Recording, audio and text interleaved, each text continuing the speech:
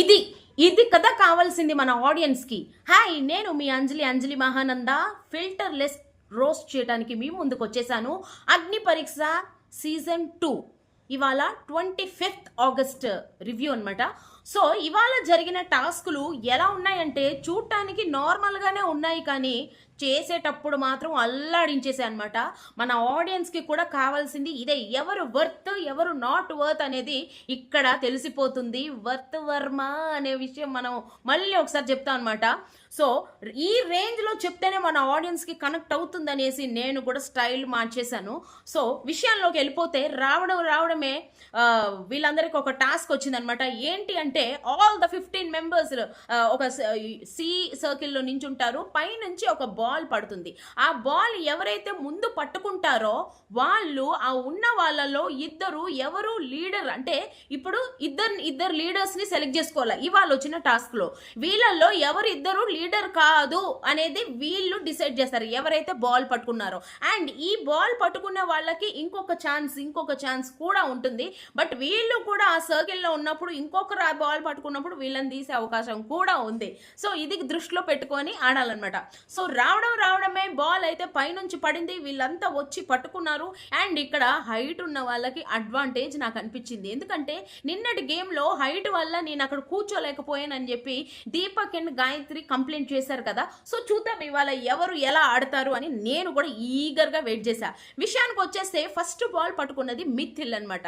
మిథిల్ కూడా మంచి హైట్ కదా. So he proved himself. పట్టుకోగానే ఇతను ఏం చేశాడంటే ఫస్టే మన రాజకుమారి డయానాని తీసి పక్కన పెట్టాడు.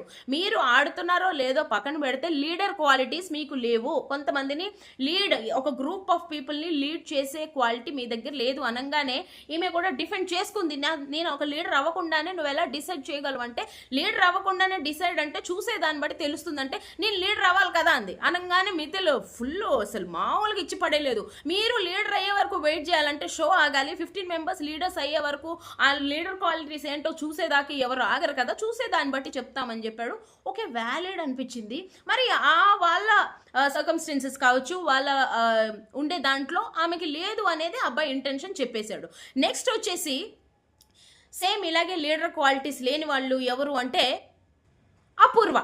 అపూర్వ విషయానికి వస్తే ప్రతి ఎపిసోడ్లో అపూర్వ టాక్ ఆఫ్ ద టౌన్ అవుతుంది. అంటే ఏదో ఒక విధంగా ఈమె ఉంటుంది. అంటే ఈ బాగా ఆడే వాళ్ళైనా ఉంటారు, అస్సలు ఆడలేని వాళ్ళైనా ఉంటారు. అందులో ఈమె రెండో రకం అనమాట. ఏ గేమ్లోనూ ఆమె సరిగ్గా టాస్క్లు కానీ ఏమీ లేదు. ఆమె టాస్క్ తీసుకోవడానికి కూడా 10 సార్లు ఆలోచిస్తుంది. తీరా తీసుకున్నా కూడా ఆ టాస్క్ ఆడలేని సిచ్యువేషన్. ఒక్కటి ఆమెకి ఏదైనా ఉంది అడ్వాంటేజ్ అంటే ఆర్గ్యూ చేయడం మాత్రమే. ఆమె తప్పు ఉన్నా కూడా ఆర్గ్యూ చేస్తుంది బ్రో, మనం చూసాం కదా. ఇప్పుడు కూడా అదే చూస్తాం. ఇప్పుడు రాగానే నాలో నువ్వేమి లీడర్ అంటే లీడింగ్ అంటే పాదయాత్ర అంటే పాదాల మీద నడవడం అన్నట్టుగా లీడర్ అంటే లీడింగ్ అనేసి ఒక రేంజ్లో చెప్పింది. కానీ అది ఆ లీడింగ్కి పనికిరాదమ్మా అపూర్వ. నీవు ఎందుకు పనికొస్తావో అనేది నెక్స్ట్ ఒక చిన్న క్లిప్ వస్తుంది, దాంట్లో జనాలకు అర్థమవుతుంది నువ్వు దేనికి పనికొస్తావు అనేది. ఈ మాట్లాడడం పక్కన పెడితే ఆడడం స్టార్ట్ చేయి కొంచెం. అప్పుడన్నా జనాలకి అరే ఓకే అనుకుంటారు. లేదంటే ఓన్లీ మీ ఎక్స్పోజింగ్లు చూపించడానికి మాత్రమే బిగ్ బాస్ సెలెక్ట్ చేశారు అనుకుంటారు. ఎందుకంటే సుమా లాంటి ఒక మంచి ప్లేయర్ని తీసేసి ఈ అపూర్వ లాంటి ఒక అమ్మాయిని ఉంచారు అంటే దానికి కారణం ఏంటి? ఎక్స్పోజింగ్ అని ఈజీగా అర్థమైపోతుంది బ్రో. అంతకన్నా ఇంకా పచ్చిగా నేను ఇంకేం చెప్పలేను యాజ్ అ ఫీమేల్. ఓకే, నాకే మండుతుంది. ఇంకా చూసే చాలా మందికి ఎంత మండుతుందో అర్థం చేసుకోవచ్చు. సో తీసేశాడు. నెక్స్ట్ మళ్ళీ రౌండ్కి వస్తే దీపక్ పట్టుకున్నాడు. అబ్బా నిన్న చెప్పాడు కదా ఇవాళ పట్టుకున్నాడు, ఓకే అనిపించింది. దీపక్ పట్టుకోగానే దీపక్ ఏం చేశాడంటే, దీపక్ ఫస్ట్ తను తీసేసింది హేమంత్ని తీసాడు. ఎందుకంటే నీకు అంత మెచ్యూరిటీ లెవెల్స్ లేవు, నువ్వు ఒక టీంని లీడ్ చేసే అంత కెపాసిటీ నీకు లేదు అన్న ఉద్దేశంతో తీసేశాడు. హేమంత్ కూడా బాగానే డిఫెండ్ చేసుకున్నాడు. ఏం చూసి తీసేసావు, నా మెచ్యూరిటీ లెవెల్స్ ఏంటో నాకు తెలుసు అన్నట్టుగా చెప్పాడు. ఈయన కూడా సరైన రీజన్సే చెప్పాడు. Nice defence. ఆ తర్వాత మళ్ళీ గాయత్రిని తీసేశాడు. గాయత్రి అయితే వర్త్ వర్మ అని అంటారు ఎవరైనా. పాపం ఆమె చాలా ట్రై చేస్తుంది. అపూర్వకి గాయత్రికి పక్కన పెడితే నేను గాయత్రికి ఓటేస్తాను. మరి మీరేమంటారో చెప్పండి. అపూర్వ అండ్ గాయత్రితో పోల్చుకుంటే గాయత్రి ఆడిన టాస్క్ కానీ తన ఆటానికి ముందుకు రావడం కానీ కూడా తను ఏదో ట్రై చేస్తుంది అని నా ఒపీనియన్లో. మరి మీకేమనిపిస్తుందో చెప్పండి. అండ్ ఇక్కడ గాయత్రిని తీస్తాడు. గాయత్రి కూడా డిఫెండ్ చేసుకుంది, నేను ఎందుకు ఆడలేదు, నేను ఇచ్చిన టాస్క్లన్నీ ఆడాను అని బాగానే డిఫెండ్ చేసుకుంది. బట్ ఒకసారి వాళ్ళు డిఫెండ్ చేసుకున్నా కూడా వీళ్ళు ఒకసారి డిసైడ్ అయిన తర్వాత పక్కకు వెళ్ళి కూర్చోవాల్సిందే. సో అయిపోయింది. మళ్ళీ నెక్స్ట్ రౌండ్ వచ్చినప్పుడు మళ్ళీ దీపక్కి పట్టుకున్నాడు. ఈసారి దీపక్ పట్టుకున్న తర్వాత ఈ బాల్ మళ్ళీ అతనే మెంబర్స్ని సెలెక్ట్ చేయకూడదు అనమాట. ఇతను వాళ్ళకు నచ్చిన ఎవరైనా ఒక పర్సన్కి ఇవ్వచ్చు. సో ఇతను ఏం చేశాడు అంటే రామకృష్ణకి ఇచ్చాడు. రామకృష్ణ వచ్చి అంటే రామకృష్ణకి ఒక విధంగా దీపక్కి ఒక విధంగా రామకృష్ణ అంటే ఒక సాఫ్ట్ కార్నర్ అండ్ అతను అంటే అతనికి ఇష్టం.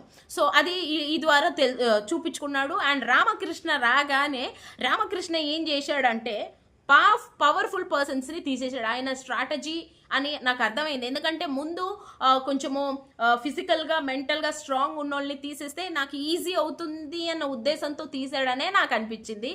సో తీసిన వెంటనే ఏం చెప్పాడు, ఇతను ఒక రీజన్ చెప్పాలి కదా, నువ్వు స్ట్రాంగ్ కాబట్టి తీసేసాను అని చెప్పకూడదు. సో ఇతను ఏం చేశాడు, నిన్న జరిగిన టాస్క్లో ఏదైతే కీస్ ఓపెన్ చేసి పుల్ చేసుకుంటూ ఆ కీ ఓపెన్ చేసుకునే టాస్క్ ఉందో ఆ టాస్క్లో రోహిత్ ఫౌల్ చేశాడు. ఆ ఫౌల్ చేసినందుకు వాళ్ళ టీం గెలిచినా కూడా ఎల్లో కార్డు తీసుకున్నాడు రోహిత్.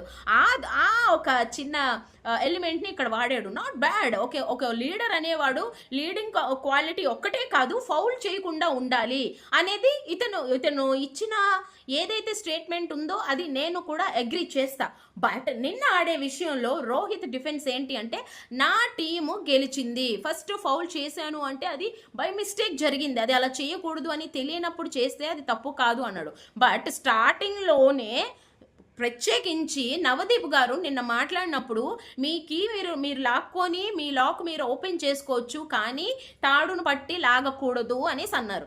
ఇతను తాడును పట్టి కాదు చేతులు పట్టుకొని లాక్కొచ్చేసాడు. అది కూడా ఫౌల్. మేబీ అది ఆయన మెన్షన్ చేయలేదు కానీ అది కూడా ఫౌల్ అని రోహిత్కి ఎందుకు నిన్న అర్థం కాలేదు అనేది నా క్వశ్చన్. ఇవాళ డిఫెన్స్ బాగానే చేసుకున్నాడు, కాదనలేదు. నీ టీం గెలిచింది, కాదనలేదు. నువ్వు చాలా కూల్ అండ్ కంపోజ్డ్గా వచ్చి కూర్చున్నావు కానీ నువ్వంత కూల్ కాదని ఆ రోజే నేనైతే అంచనా వేసాను. ఆల్రెడీ నీ మీద రివ్యూ కూడా ఇచ్చా. సో అది ఈ రోజు వర్కౌట్ అయ్యిందని నేను అనుకుంటున్నా. సో రామకృష్ణ పెట్టిన పాయింట్ వ్యాలిడ్ పాయింటే నాకు అనిపించింది. అండ్ అతని డిఫెన్స్ కూడా ఓకే, నాట్ బ్యాడ్, బాగానే డిఫెండ్ చేసుకున్నాడు అనిపించింది. దానికి హోస్ట్తో పాటు అందరూ చప్పట్లు కొట్టారు, నైస్ డిఫెన్స్ అని. ఎందుకంటే కావాల్సింది ఇలాంటి రచ్చ కదా. సో అలా జరిగింది. తర్వాత ఇంకొక పర్సన్ ఏంటి అంటే ఫిజికల్ ఒక పర్సన్ని తీసాడు, ఇప్పుడు మెంటలీ తీయాలి కాబట్టి చరణ్ దగ్గరికి వెళ్ళాడు. చరణ్ ఏంటంటే చరణ్ని తీసేసి నీకు ఇంకా అంత మెచ్యూరిటీ లేదు, నువ్వు లీడ్ చేసి నిజంగా చెప్పాలంటే ఇన్ని రోజుల ఎపిసోడ్స్లో కూడా నాకు ఆల్రెడీ 3 గ్రీన్స్ రావడం వల్ల ఏమో అసలు చరణ్ ఉన్నట్టే అనిపించలేదు బ్రో. నాకు అసలు చరణ్ అనే పర్సన్ ఎగ్జిస్టెన్స్ నాకు తెలియలే. మీకేమనిపిస్తుందో చెప్పండి. అండ్ ఈ అబ్బాయి ఏంటంటే మాట ఆడితే ఎవరైనా అతనికి ఒక వ్యాలిడ్ రీజన్ ఏదో చెప్పేటప్పుడు ఇతను ఇసిరే మాటలు ఏవైతే ఉన్నాయో అది నాకు కరెక్ట్ కాదనిపించింది. నిన్న మిథిలేష్ మాట్లాడినప్పుడు నీకు స్ట్రెంగ్త్ లేదు అంటే నీకు బుద్ధి లేదు అన్నాడు. ఆ వర్డ్ ఎంతవరకు కరెక్ట్? ఎందుకు అక్కడ వాళ్ళు కరెక్ట్ చేయట్లేదు? బుద్ధి లేదు ఏంటి, నీకు బుద్ధి బలం లేదు అన్న మాటకి నీకు బుద్ధి లేదు అంటున్నాడు. అది కరెక్టేనా? అలా ఆ మాటని ఇక్కడే మనం కరెక్ట్ చేయకపోతే రేపు అబ్బాయి హౌస్లోకి వెళ్ళిన తర్వాత రెడ్ కార్డు తీసుకోవడం ఖాయం. అండ్ ఇవాళ కూడా రామకృష్ణకి అదే లెవెల్లో మాట్లాడాడు. నీకు కండబలం లేదు, ఏమీ లేదు అంటే మరి నీకేముంది? నీకేమీ లేదు, అసలు నీకు అసలు బుద్ధే లేదు. నిన్న నువ్వు ఆడిన టాస్క్లో ఒక చిన్న టాస్క్ ఆడలేకపోయావు అంటే అతను థాట్ ప్రాసెస్ అది అతను కన్ఫ్యూజ్ అయ్యాడేమో మేబీ. అది నువ్వు చెప్పే విధానం ఓకే, నీ పాయింట్ వ్యాలిడే కాదనట్లేదు.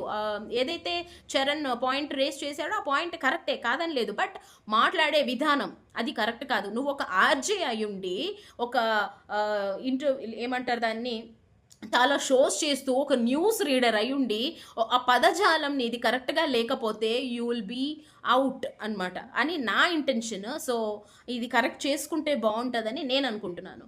సో ఇలా నెక్స్ట్ మళ్ళీ దీపకే పట్టుకున్నాడు. ఇక్కడ అనిపించింది నాకు, నిన్న అతను ఇచ్చిన రీజన్ ఒక రీజన్లా ఇచ్చాడు. హైట్ ఉండడం వల్ల నేను చిన్న స్టూల్ మీద కూర్చోవడం ఇబ్బంది అవుతుంది అని ఏదైతే రీజన్ ఇచ్చాడో వ్యాలిడ్ అని నాకు ఇవ్వాలనిపించింది. బట్ అదే రీజన్ గాయత్రి ఇచ్చింది, బట్ గాయత్రి కుడెంట్ డూ అని అనిపించింది. బట్ ఆమె out of the race second రౌండ్కే వెళ్ళిపోయింది కాబట్టి ఐ కాంట్ బ్లేమ్ హర్ అనమాట. సో ఇప్పుడు మళ్ళీ దీపక్ పట్టుకున్నాడు. దీపక్ పట్టుకొని ఈసారి ఎవరికి ఇస్తావు అని, నో, ఈసారి శాలిని పట్టుకుంది. ఈసారి శాలిని పట్టుకొని ఏం చేసింది, ఎవరైతే రామకృష్ణ ఇందాక డిఫెండ్ చేసుకొని మంచి పర్సన్స్ని తీసేశారు, అంటే మెంటలీ ఫిజికలీ స్ట్రాంగ్ ఉన్న వాళ్ళని తీసేశారో, ఇప్పుడు శాలిని వచ్చి రామకృష్ణని తీసేసింది. నువ్వు అసలు నీకు అసలు గేమే సరిగ్గా అర్థం కాదు అంటే ఇక్కడ మళ్ళీ దొరికేశాడబ్బా. ఇప్పుడు ఈ బాల్ తీసుకున్న తర్వాత రామకృష్ణని పాయింట్ చేసేటప్పుడు నన్నెందుకు తీసుకున్నావు, ఆల్రెడీ నేను బాల్ పట్టుకొని చేశాను కదా అనుకుంటున్నాడు. అంటే ఆల్రెడీ బాల్ వచ్చిన వాళ్ళకి ఇంకొక తీసేసే వెళ్ళిపోయే రిజెక్షన్ అవకాశం లేదేమో అని రామకృష్ణకు అర్థమైంది. సో ఇక్కడ ఈ అబ్బాయి దొరికేశాడు అనిపించింది. ఇదే నువ్వు, నీకు అసలు గేమే సరిగ్గా అర్థం కాదు, ఇంకా నువ్వు లీడర్గా ఎలా పనికొస్తావు అనేసింది ఈ అమ్మాయి శాలిని. అసలు పాయింట్ లేకుండానే పాయింట్ తీసే ఈ అమ్మాయి అంటే ఏదో అంటారు కదా, గుడ్డు మీద లాగే రకం. సో అలాంటిది ఈ అబ్బాయి చేతికే ఇచ్చేసాడు తన జుట్టుని. సో ఇంకా ఊరుకునిద్దా, మొత్తానికి కడిగి పడేసింది. ఆ తర్వాత ఈ అమ్మాయి ఝాన్సీని తీసేసింది. ఝాన్సీ ఏంటంటే చాలా కామ్గా ఉంటుంది, నోట్లో మాట లేనట్టు ఉంటుంది. సో నువ్వు లీడర్గా పనికిరావు, లీడర్ అవ్వాలి అంటే నువ్వు మాట్లాడగలగాలి అన్న ఉద్దేశంతో ఝాన్సీని తీసేసింది.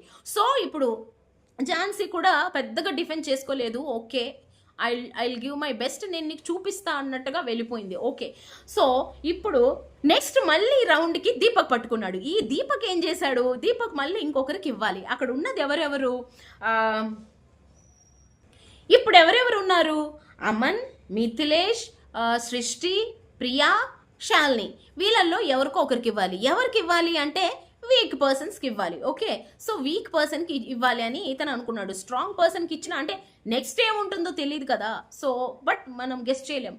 అయితే తినేం చేశాడంటే ప్రియాకి ఇచ్చాడు. ప్రియా ఏంటి, తనకి బాల్ వచ్చిందని సంతోషపడాలా లేకపోతే వీక్ అన్నందుకు బాధపడాలా అర్థం లేని పరిస్థితుల్లో ఉంది అని మనం అనుకుంటున్నాం. కానీ ప్రియా ఆలోచన ఏంటి, ఇప్పుడు ఇద్దరిని తీసేయాలి అనే ఆలోచనలో ఉంది అని నేను అనుకున్నాను.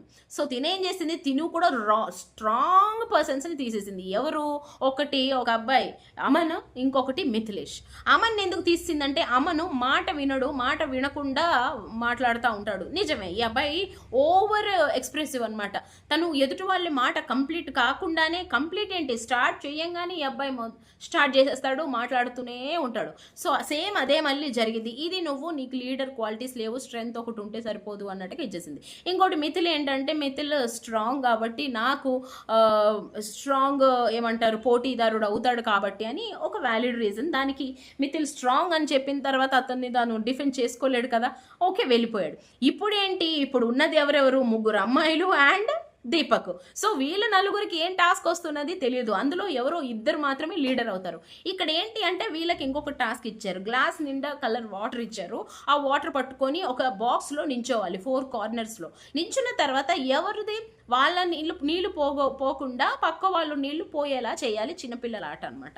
సో ఈ ఆట ఆడేటప్పుడు ఈ ముగ్గురు ఒక డిస్కస్ చేసుకున్నారు. 3 జడలు. ఓకే, 3 జడలు అంటే ఏంటి, ముగ్గురు అమ్మాయిలు డిస్కస్ చేసుకొని ఏమనుకున్నారు మనకి తెలీదు. సరే, గేమ్ స్టార్ట్ అవ్వంగానే ప్రియా అటు వెళ్ళింది. సృష్టి ప్రియాని టార్గెట్ చేసింది. ప్రియాని టార్గెట్ చేస్తూ గ్లాస్ ఇలా పట్టుకోగానే వెనక నుంచి శాలిని వచ్చి ఒకటే తోపుతో సృష్టి వాటర్ మొత్తం పడిపోయాయి. వెంటనే ఈ ప్రియా ఏం చేసింది, ప్రియా వెళ్ళేసి దీపక్ మీద పడింది.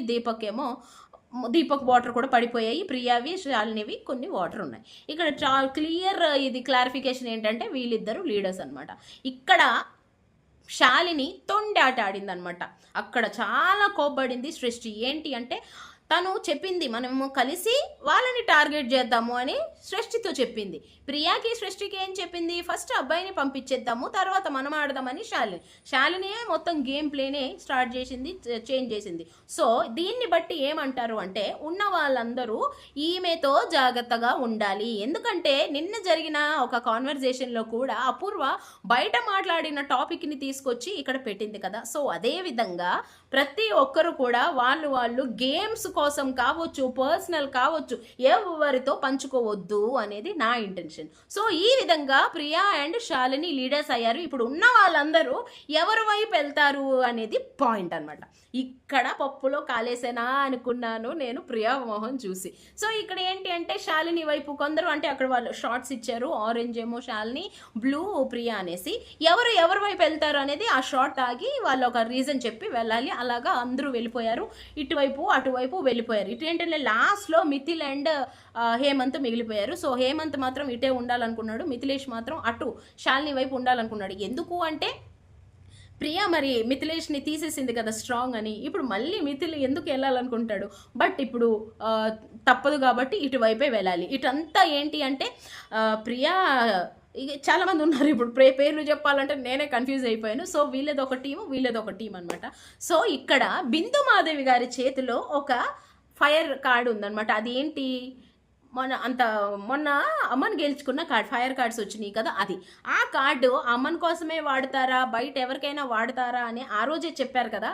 బట్ ఇక్కడ అమ్మన్కి పనికి రాలేదు బ్రో, బయట ఆమె వాడేశారు. ఏంటి అంటే ఆ కార్డు ఎవరికి అంటే, ఆ కార్డ్ ఏంటి అంటే స్వాప్ ద లీడర్ అనమాట. స్వాప్ ద లీడర్ని స్వాప్ చేయొచ్చు. అంటే ఇప్పుడు అమ్మనికి ఇస్తే అమ్మను లీడర్గా స్వాప్ చేసుకుంటాడా, లేకపోతే ఇంకెవరికైనా పెడతాడా? లేదు, అమర్ కాదు అమన్. ఆ తర్వాత ఇంకెవరికైనా ఇస్తే వాళ్ళు స్వాప్ చేసుకుంటారా అనేది తెలియదు కరెక్ట్గా. సో ఇక్కడ ఏం చేశారు అంటే టాస్క్ గెలుచుకుంది అండ్ లీడర్గా నించుంది కాబట్టి ఇక్కడ శాలినికి ఇచ్చారు. శాలిని ఏం చేసింది, అక్కడ ప్రియాని ఝాన్సీని స్వాప్ చేసింది. ఎందుకంటే ఝాన్సీని నీకు లీడర్ క్వాలిటీస్ లేవు అని పంపించింది కాబట్టి ఇప్పుడు లీడర్ క్వాలిటీస్ చూడాలనుకుంటున్నా అని చెప్పింది. మామూలు ముదురు కాదు ఈ శాలిని. ఓకే, కండబలం లేదు కానీ ఈ బుద్ధిబలం మాత్రం కొంచెం ఉంది అనిపించింది నాకు. సో ఇక్కడ ఝాన్సీని స్వాప్ చేసింది. ఇప్పుడు వీళ్ళందరికీ ఒక టాస్క్ ఏంటి అంటే బాస్కెట్స్ ఇలా పట్టుకోవాలి, మధ్యలో ఆ రింగ్కి ఆ బాస్కెట్ తాడు కనెక్ట్ అయి ఉంటుంది. బట్ 2 స్టిక్స్ ఇస్తారు. నేను ఫస్ట్ ఏమనుకున్నానంటే అవి ఇలాగా లోపలికి హోల్ ఉందేమో, హోల్కి ఆ స్టిక్ ఇట్లా ఉందేమో, ఎందుకంత ఇబ్బంది పడుతున్నారు అనుకున్నాను. బట్ కాదు, ఆ 2 స్టిక్స్తో ఈ 2 ఇట్లా పట్టుకోవాలి అండ్ ఆ బాస్కెట్లో బరువు వేస్తూ ఉంటారు. చూసినంత ఈజీ అయితే కాదు. లాస్ట్ నిజంగా అందరూ చాలా బాగా ట్రై చేశారు. ఇంకా కొంతమందిని చెప్పక్కర్లేదు, వాళ్ళు మామూలుగానే చేయలేరు, ఇంకా లాస్ట్ వరకు ఉంటారంటే కష్టం. ఇక్కడ ఇటువైపు శాలిని వైపు ఏమో చరణ్ అండ్ రోహిత్ చాలా వరకు ట్రై చేశారు. బట్ ఇటువైపు హేమంత్, మిథిలేష్ అండ్ రామకృష్ణ అండ్ అలాగే దీపక్ నలుగురు మామూలుగా లేరు. లాస్ట్ మినిట్లో రామకృష్ణ డ్రాప్ అయ్యాడు, ఆ తర్వాత డ్రాప్ అయ్యింది మిథిలేష్ అనుకుంటా. బట్ గెలిచింది ఝాన్సీ టీము. ఇది నేనంటే అని చెప్పింది. మరి ఝాన్సీ ఏం చేసింది ఇది నేనంటే? విషయం ఏంటంటే ఇక్కడ లీడర్స్ ఆడకూడదు, ఉన్న గ్రూప్ ఆడాలి. ఆ విధంగా శాలిని బ్రతికిపోయిందని నేను అనుకున్నాను. బట్ ఆడిన విధానం ఎవరైతే ఉన్నారో టీంని గెలిపించుకునే స్పిరిట్, ఇది టీం గెలుపా ఇండివిజువల్ గెలుపా అంటే టీంని గెలిపించుకున్నందుకు టీం గెలుపు అండ్ ఇండివిజువల్ కూడా. ఎందుకంటే వాళ్ళు ఇండివిజువల్గా పట్టుకున్నారు కాబట్టి వాళ్ళ స్ట్రెంగ్త్ ఏంటి అనేది కూడా తెలుస్తుంది. సో ఒక విధంగా ఇది నేను ఇండివిజువల్ కూడా అంటాను. మరి మీరేమంటారు?